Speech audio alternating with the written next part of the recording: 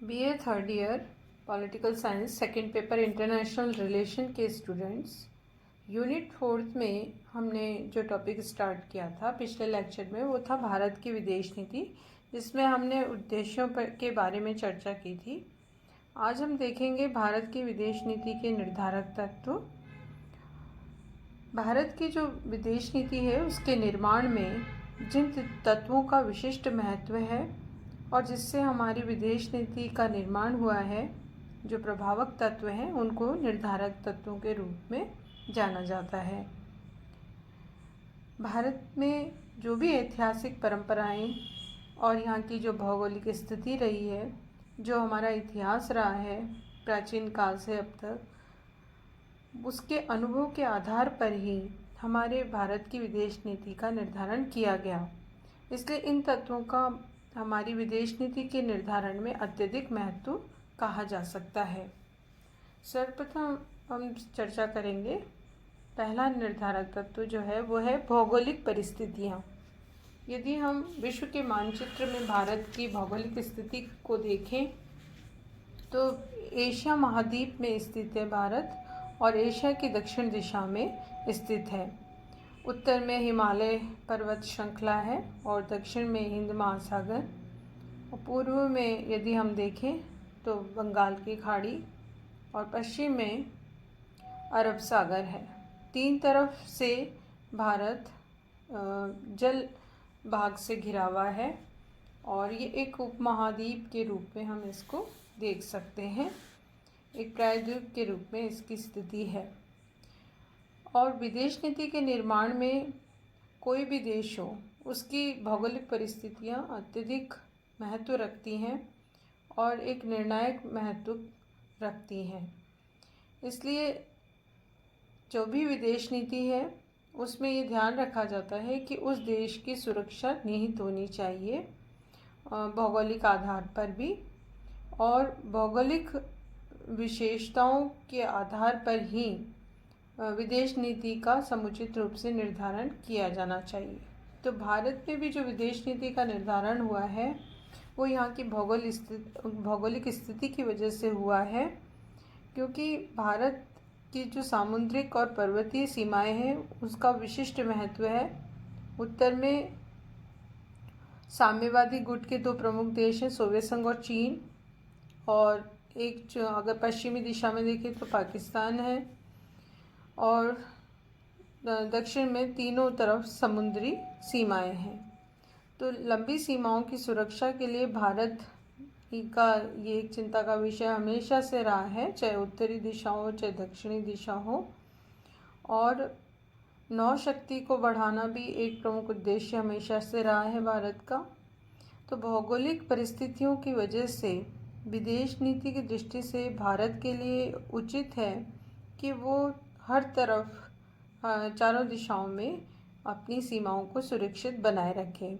इसके लिए ये भी आवश्यक है कि जितने भी तरफ के देश हैं उनके साथ मैत्रीपूर्ण और शांतिपूर्ण संबंधों की स्थापना की जा सके, ताकि बिना वजह के युद्धों से अशांति से बचा जा सके।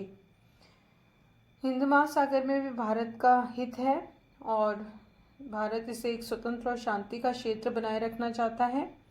इसमें कई बार घुसपैठ होती रही है। अमेरिका और सोवियत संघ के इंटरेस्ट का, ब्रिटेन के इंटरेस्ट का ये कई बार क्षेत्र रहा। डियागो गार्सिया जो द्वीप है उस पर भी सैनिक अड्डे अमेरिका ने बनाए। तो इसका हमेशा से भारत ने विरोध किया, क्योंकि भारत ये चाहता है कि जो इसकी सीमाएं हैं वो सुरक्षित रहें और उसमें किसी प्रकार की दखलंदाजी ना हो। इसी उद्देश्य से 1997 में हिंद महासागरीय जो तटवर्ती देश है उनका भारत ने सहयोग बढ़ाने के उद्देश्य से हिमतक्षेश संगठन का भी गठन किया, और इसका उद्भव हुआ और उसका उद्देश्य यही था कि जो दक्षिण यानी विकासशील देश है उनके बीच आपसी सहयोग को बढ़ावा मिल सके और भविष्य में किसी प्रकार का, चाहे वो हिमालय पर्वत श्रृंखला हो चाहे हिंद महासागर हो, यहाँ पे किसी भी प्रकार का बाहरी दखल न हो सके, और उस दृष्टि से इस संगठन के द्वारा स्थिति को और मजबूत बनाया जा सके। दूसरा जो प्रमुख निर्धारक तत्व है वह है गुटबंदियों से पृथक रहने की भारत की नीति या तत्व। जब भारत स्वतंत्र हुआ 1947 में, तो उससे पूर्व 1945 में द्वितीय विश्व युद्ध समाप्त हुआ था। हमने पढ़ा ही है, शीत युद्ध का समय था। विश्व दो गुटों में बटा हुआ था, एक तरफ अमेरिका, दूसरी तरफ सोवियत संघ। दोनों देशों के बीच शीत युद्ध की स्थिति थी। दोनों गुटों में सैन्य प्रतिस्पर्धा, वैचारिक प्रतिस्पर्धा की स्थिति थी। एक तनावपूर्ण स्थिति थी। और भारत ने जब स्वतंत्र हुआ 1947 में, तो वो किसी भी गुट में नहीं रहना चाहता था। गुटबाजी की इस नीति से वो दूर रह के अपनी स्वतंत्र नीति का पालन करना चाहता था और गुटों से पृथक रहना ही भारत ने उचित समझा था।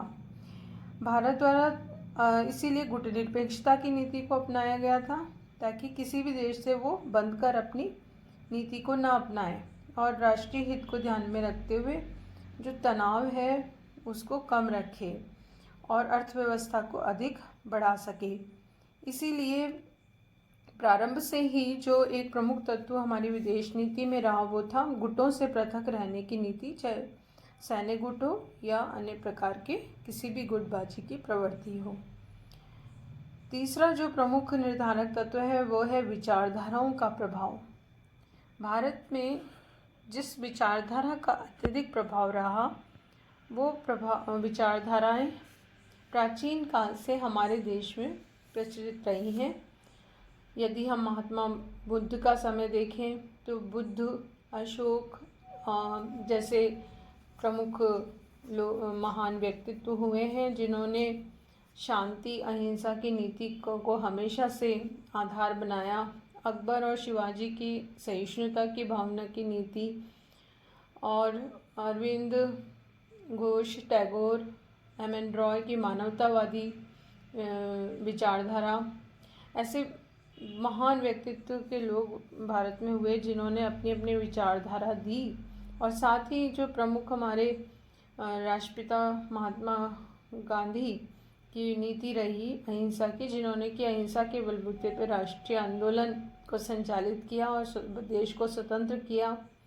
तो ये विचारधाराएं हमारे विदेश नीति का भी अभिन्न हिस्सा रही। हाँ, शांति और अहिंसा को जो गांधीवादी विचारधारा है उसका प्रभाव हमारी विदेश नीति पर रहा है। इसीलिए इससे प्रभावित होते हुए संविधान के अनुच्छेद 51 में राज्य की नीति के निर्देशक तत्वों के अंतर्गत भी विश्व शांति की चर्चा की गई है। तो जो कोई भी सरकार बनती है वो इस विचारधाराओं पर ही आधारित विदेश नीति का संचालन करती हैं। एक और जो प्रमुख तत्व है वो ये कि आर्थिक उन्नति और विकास, इसको हमेशा ध्यान में रखा जाता है जब हम विदेश नीति का संचालन करते हैं। भारत की आर्थिक उन्नति तभी संभव है जब विश्व में शांति हो, सुरक्षा हो, भारत का राष्ट्रीय हित हो सके। आर्थिक दृष्टि से भारत का व्यापार पश्चिमी देशों के साथ होता रहे। भारत अपने विकास के लिए दूसरे देशों से विदेशी सहायता भी प्राप्त करता रहे, सभी देशों के साथ मित्रतापूर्ण व्यवहार भी बना रहे और गुटबंदी से भी अलग रह सके। तभी भारत का आर्थिक, तकनीकी, वैज्ञानिक और अन्य क्षेत्रों में विकास संभव हो सकता है। इसीलिए भारत ने हमेशा गुटबाजी की प्रवृत्ति से दूर रहते हुए देश के आर्थिक उन्नति और विकास को प्राथमिकता दी है और इसी को आधार बनाकर हमेशा अपनी नीति को संचालित किया है। एक और जो प्रमुख निर्धारक तत्व है वो है सैन्य तत्व। प्रारंभ में जब हम स्वतंत्र हुए तब सैनिक दृष्टि से भारत इतना सक्षम नहीं था, शक्तिशाली भी नहीं था। रक्षा, जो देश की रक्षा के लिए वो दूसरे देशों पर निर्भर था। प्रारंभ में ब्रिटेन पर सैन्य दृष्टि से निर्भर रहा, इसलिए भारत को राष्ट्रमंडल की सदस्यता भी ग्रहण करनी पड़ी। उसके बाद धीरे धीरे हम सैन्य दृष्टि से काफ़ी सबल हुए हैं, लेकिन जो प्रारंभ में हमारा सैन्य दृष्टि से निर्बलता थी उसको ध्यान में रखते हुए ही हमने सभी देशों के साथ अच्छे संबंध बनाने की कोशिश की, ताकि शांतिपूर्ण नीति के आधार पर हम अपने देश को सैन्य दृष्टि से सुदृढ़ कर सकें और सबसे सैन्य सहायता भी प्राप्त होती रहे। इसी दृष्टिकोण से हम देख सकते हैं कि हमने निरंतर कार्य किया और अभी भारत की सैन्य दृष्टि से स्थिति काफ़ी सक्षम हुई है। एक और जो प्रमुख तत्व रहा है वो है प्रधानमंत्रियों का व्यक्तित्व और प्रभाव। भारत में प्रारंभ से ही अधिकांश प्रधानमंत्री ऐसे हुए जिन्होंने कि अपने व्यक्तित्व, अपने प्रभाव से अंतर्राष्ट्रीय स्तर पर, अंतर्राष्ट्रीय जगत में भारत का नाम किया, भारत का प्रभाव स्थापित किया। जो नीति है हमारी साम्राज्यवाद, उपनिवेशवाद की विरोधी जो नीति है, शांतिपूर्ण और विश्व शांति और सुरक्षा की नीति, मानवतावाद की नीति, इसको पूरे विश्व में प्रसारित किया, उस पर आधारित नीति को संचालित किया। और वो भी एक प्रमुख तत्व रहा है विदेश नीति का। प्रारंभ में जब प्रथम प्रधानमंत्री थे पंडित जवाहरलाल नेहरू, तो उन्होंने भी अपने व्यक्तित्व की छाप पूरे विश्व में स्थापित की, शांतिपूर्ण सहअस्तित्व की नीति को अपनाया, साम्राज्यवाद, उपनिवेशवाद विरोधी नीति अपनाई, गुटनिरपेक्षता की नीति में इनका महत्वपूर्ण योगदान रहा। और इनका जो नेतृत्व मिला और जिसके आधार पर विदेश नीति का निर्माण हुआ, उससे भारत की स्थिति और मजबूत हुई। उसके बाद भी इंदिरा गांधी, राजीव गांधी, उसके बाद अटल बिहारी वाजपेयी, वर्तमान में जो मोदी जी हैं उनकी नीति, ये ऐसे प्रमुख प्रधानमंत्री रहे हैं देश में। बीच में नरसिम्हा राव जी ने भी अच्छा कार्य किया। तो विश्व में विभिन्न दृष्टिकोणों से इन्होंने भारत का वर्चस्व स्थापित किया, जो हमारी शुरू से प्रारंभ से नीति रही उसको आधार बनाते हुए। एक और जो तत्व है वो है राष्ट्रीय हित और सुरक्षा। ये भारत हमेशा से ही इस चीज़ को प्राथमिकता देता रहा है कि जो भी विदेश नीति हम अपनाएं उसमें राष्ट्रीय हित निहित होना आवश्यक है। पंडित नेहरू ने संविधान सभा में भी ये स्पष्ट किया था कि किसी भी देश की विदेश नीति की आधारशिला उसका राष्ट्रीय हित और उसकी सुरक्षा होता है। और यही हमारी भारत की भी विदेश नीति का ध्येय रहा है। तो राष्ट्रीय हित को ध्यान में रखते हुए भारत हमेशा से कार्य करता रहा है। चाहे भारत का विदेशी पूंजी का उद्देश्य हो, खाद्यान्न हो, तकनीकी विकास हो, वैज्ञानिक विकास हो या देश की सुरक्षा की बात हो, इनमें हमेशा से राष्ट्रीय हित को सर्वोच्च स्थान दिया जाता रहा है। इसीलिए भारत गुटनिरपेक्ष होते हुए भी 1971 में उसने सोवियत संघ के साथ 20 वर्षीय मैत्री संधि की। इसके अलावा अफ़गानिस्तान में सोवियत जो हस्तक्षेप हुआ था उसकी भारत ने भर्त्सना नहीं की, क्योंकि सोवियत संघ से मैत्रीपूर्ण संधि उसने की हुई थी। भारत ने सुरक्षात्मक दृष्टि से एनपीटी और सीटीबीटी जैसी संधियों पर हस्ताक्षर नहीं किए, क्योंकि भारत नाभिकीय विकल्प को राष्ट्रीय सुरक्षा का एक अंग मानता है और ये संधियों को वो न्यायपूर्ण नहीं मानता। तो सुरक्षात्मक दृष्टि से, परमाणु क्षमता हासिल करने की दृष्टि से निशस्त्रीकरण का प्रबल समर्थक होने के बावजूद भी भारत ने इन पर हस्ताक्षर नहीं किए और इनको स्वीकार नहीं किया। तो राष्ट्रीय हित को ही ध्यान में रखते हुए, राष्ट्रीय सुरक्षा को ही ध्यान में रखते हुए ये नीति अपनाई गई। एक और जो प्रमुख तत्व है भारत की विदेश नीति का निर्धारक तत्व, वो है हमारी भारत की सभ्यता और यहाँ की ऐतिहासिक परंपराएं। प्राचीन काल से लेके अभी तक यदि हम भारत की सभ्यता की चर्चा करें तो इसकी अपनी प्रमुख विशेषताएं हमेशा से रही हैं। चाहे हम कितना भी पुराना इतिहास उठा के देख लें, शांति, समन्वय, सहिष्णुता की जो नीति है वो हमारे विदेश नीति का प्रमुख आधार है, जो हमारा इतिहास भी बताता है। और देश में संसदीय प्रणाली, उदारवाद, प्रशासनिक ढांचा, ये हमने अंग्रेजी शासन से लेते हुए अपनाया। ब्रिटिश साम्राज्यवाद का जो नीति थी उसका विरोध भी किया। और हमने जो हमारे शत्रुतापूर्ण व्यवहार करने वाले देश हैं उनके साथ भी अच्छे संबंध बनाने की नीति को हमेशा बढ़ावा दिया।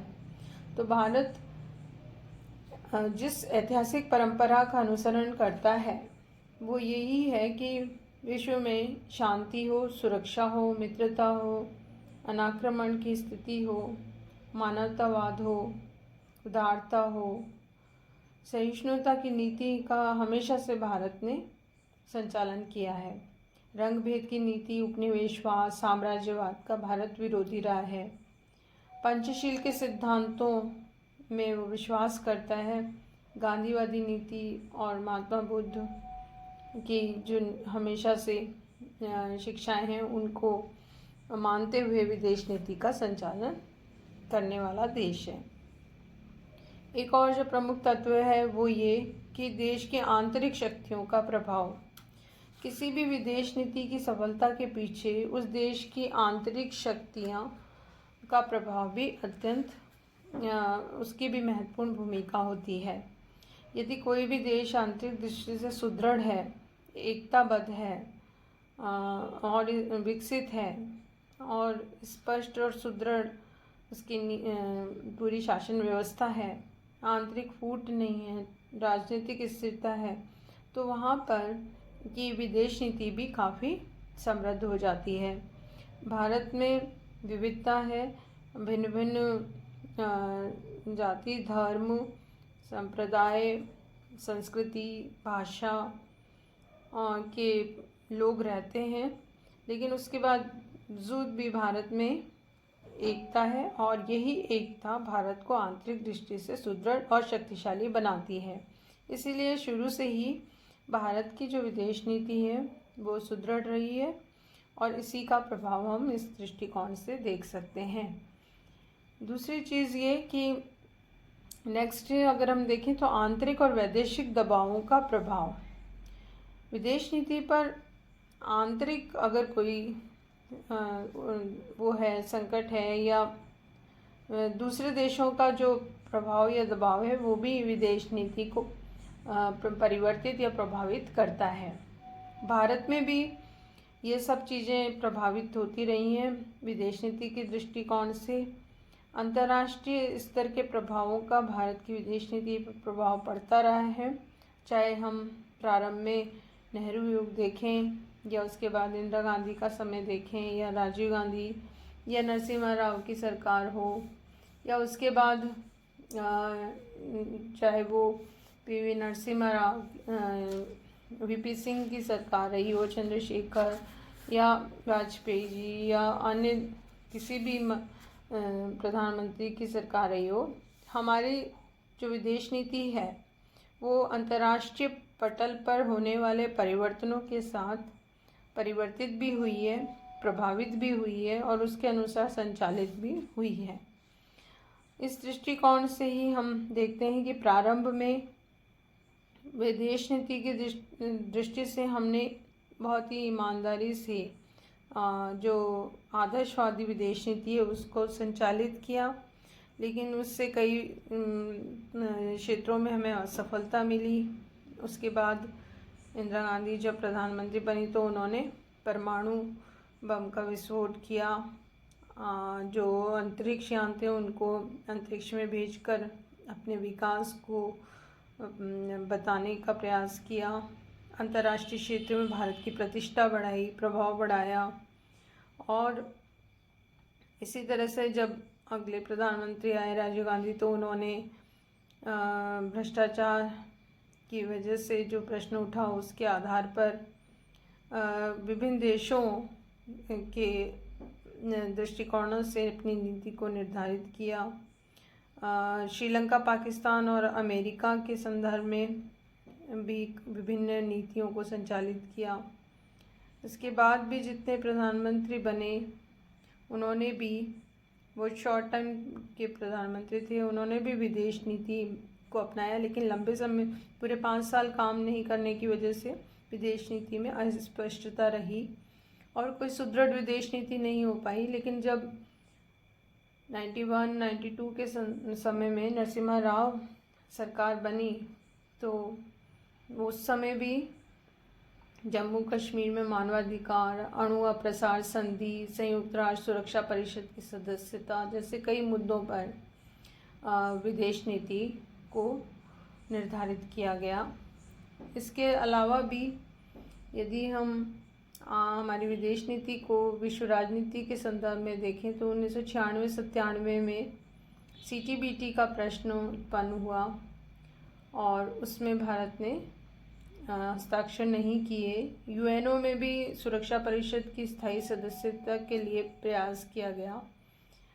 उसके बाद अगर हम देखें, मनमोहन सिंह जी की सरकार बनी, उन्होंने भी 5 साल काम किया और विभिन्न प्रकार से विदेश नीति को सफल बनाने की कोशिश की। वर्तमान प्रधानमंत्री जो मोदी जी हैं, उन्होंने काफ़ी अंतर्राष्ट्रीय पटल पर भारत की विदेश नीति को सुदृढ़ किया है, विभिन्न देशों के साथ मैत्री और शांतिपूर्ण संबंधों को बढ़ावा दिया है और काफ़ी सफलतापूर्वक विदेश नीति का संचालन कर रहे हैं। तो ये विभिन्न प्रकार के हम आंतरिक और वैदेशिक जो दबाव हैं उन पर भी हम देखते हैं कि आधारित हमारी विदेश नीति निर्धारित होती है और अलग अलग समय में परिस्थितियों के अनुसार वैदेशिक नीति में भी कुछ कुछ परिवर्तन आता है इन दबावों और प्रभावों की वजह से। ये उदाहरण ये स्पष्ट करते हैं कि विदेश नीति परिस्थितियों की अंतर्राष्ट्रीय और जो घरेलू जो प्रभाव हैं, देश के आंतरिक प्रभाव हैं, उससे प्रभावित होती है और उसके आधार पर परिवर्तित और संचालित होती है। तो इन विभिन्न तत्वों का प्रभाव हम भारत की विदेश नीति पर देख सकते हैं।